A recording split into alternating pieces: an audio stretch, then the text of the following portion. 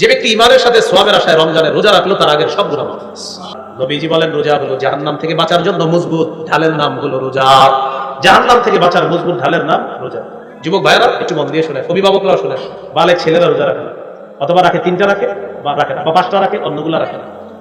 তিরমিজির 723 নম্বর হাদিসে আছে, কেউ যদি ইচ্ছাকৃতভাবে কোনো বালেক মুসলমান ইচ্ছাকৃতভাবে একটা রোজা না রাখে, শরীয়তের বিধান কাফারা কয়টা? 60টা। এটা একটা বিধান শরীয়তের। কিন্তু সে যদি সারা জীবন রোজা রাখে, ওই একটা রোজার ঘাটতি পূরণ হবে না। একটা রোজা আল্লাহর কাছে এত দামি। অথচ এখন রোজা আপনার রাখে না বলে কি হইলা, বাবা মা সন্তানকে সাহারির সময় উঠায় না, স্বাস্থ্য নষ্ট হবে, ছোট মানুষ, 21 বছরের শিশু, 18 বছরের শিশু উঠায় না। আপনার এইসব ব্যাপারে অলসতা করা যাবে না। বা রমজান মাসে দান করবেন, এমনি তো সবসময় দান করবেন, রমজানে দানের মাত্রাটা বাড়ায় দিবেন। সূরা মুনাফিকুনের 10-11 নম্বর আয়াতে আল্লাহ বলেন, وأنفقوا مما رزقناكم من قبل أن يأتي أحدكم الموت। তোমাদের কারো কাছে মৃত্যু আসার আগে তোমরা আমার দেয়া রিজিক থেকে দান করো। فيقول رب لولا أخرتني إلى أجل قريب। মৃত্যু এসে গেলে ওই বান্দা বলবে আল্লাহ আর একটু সুযোগ দাও, দুনিয়াতে আমি যাব।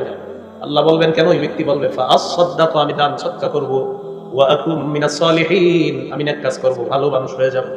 আল্লাহ জবাব দিয়ে দেয় ওয়ালাই ইউআখিরাল্লাহু নাফসান ইযা জাআ আজালুহা। মৃত্যু এসে গেলে কিছুতেই আল্লাহ কাউকে আর সামান্য সুযোগ দিবে না। নাউযুবিল্লাহ।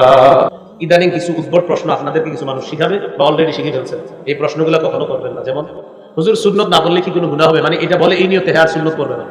মনে করেন এই মাঠের সবাই আমারে প্রশ্ন করছে হুজুর সুন্নত না বললে কোনো গুনাহ হবে, মনে করেন প্রশ্নটা আমারে করছে। আমি আপনাদেরকে উত্তর দেওয়ার আগে জিজ্ঞাসা করি, জান্নাত ওয়াজিব হোক এটা চান কারা আর চান না কারা? সবাই চাই। নবীজি বলেছেন দৈনিক 12 রাকাত সুন্নাত যারা পড়বে ওয়াজাবাত লাহুল জান্নাত, তার জন্য জান্নাত ওয়াজিব। এখন আপনি সিদ্ধান্ত নেন কি সুন্নাত না বললে গুনাহ হবে এই প্রশ্ন করবেন না সুন্নাত করবেন? কি চিন্তা কি প্রশ্ন? হুজুর সুন্নাত না বললে গুনাহ হবে, তো আমি বললাম সুন্নাত কইরা জান্নাত ওয়াজিব হবে, কোনটা চান? মুসলমান হলে টেনশনে পড়ে যাবে, তাহলে তো ওয়াজিব হবে এটাই চাই। তো বাস এই প্রশ্ন আর করবেন না, সুন্নাত করেন 12 রাকাত।